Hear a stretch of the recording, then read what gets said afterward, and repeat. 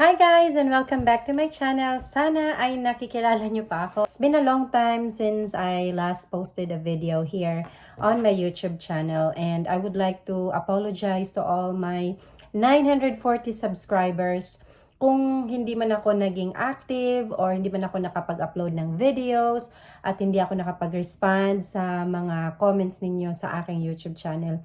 Pasensya na po kasi nung 2020, alam niyo naman, maraming mga kaganapan, nagkaroon ng pandemic. I just decided to pause and I decided to, parang hindi naman talaga stop, pero parang naglaylo lang ako sa paggawa ng mga videos. Yung 2020, parang everything was put into pause. So ako din, parang feeling ko kailangan ko mag-pause ng time na yon. So I think last 2020, ang pinaka-useful na video na na-upload ko was how to become a registered teacher in New Zealand, which is one of my very useful videos. And grateful ako doon kasi maraming mga subscribers ko ang natulungan, na-inspire at nagkaroon ng idea kung paano maging registered teacher sa New Zealand. At ang iba sa kanila ay yun nga, nandito na din sa New Zealand. So just a quick update, andito na po ako at ang pamilya ko sa New Zealand. Nakarating po kami noong May 2022 at na po kayo at hindi po ako nakapag-upload. Although nung time na yun, ang dami kong gustong i-share, ang dami kong gustong gawing content. Maraming mga content ang pwede ko sanang ma-share sa inyo. But 2022 was a very challenging year for me and for my whole family. So parang hindi pa yun yung right time. So this video is just to catch up with you guys and to let you know that I am back and I am ready to upload more content and hopefully this will be my digital diary. Kasi hilig ko talagang mag-vlog. Hindi siya nawala. Yung vlogging is nasa heart ko talaga. Kaya lang, ang dami kong mga kailangang i-prioritize. So, yun nga, this 2024 is my year of vlogging.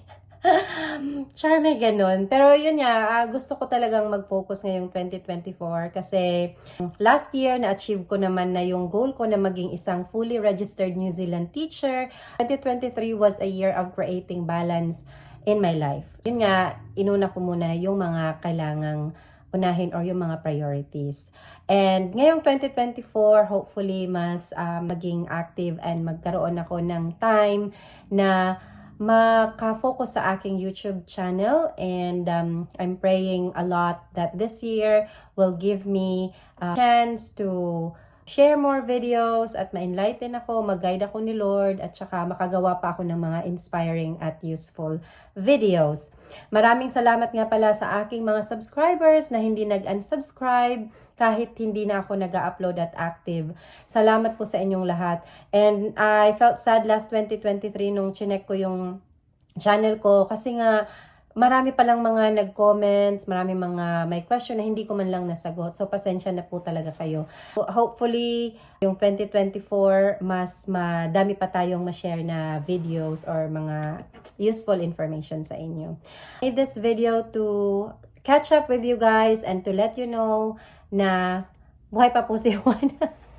Hindi po. Our video is all about catching up with you guys and to let you know that I am back and I am ready to upload more content. So, I hope to see you in my next video. Thank you so much for watching. And, nga pala, gusto kong magpasalamat sa mga patuloy na nag-support sa aking channel, yung mga nagre-recommend ng videos ko, yung mga nag-share ng videos ko. Maraming salamat po. At hopefully, hindi nyo pa din ako iwan ngayong 2024. Kasi kailangan ko po ang tulong nyo para sa aking YouTube channel. So, maraming salamat and hope to see you guys in my next video. God bless! Bye!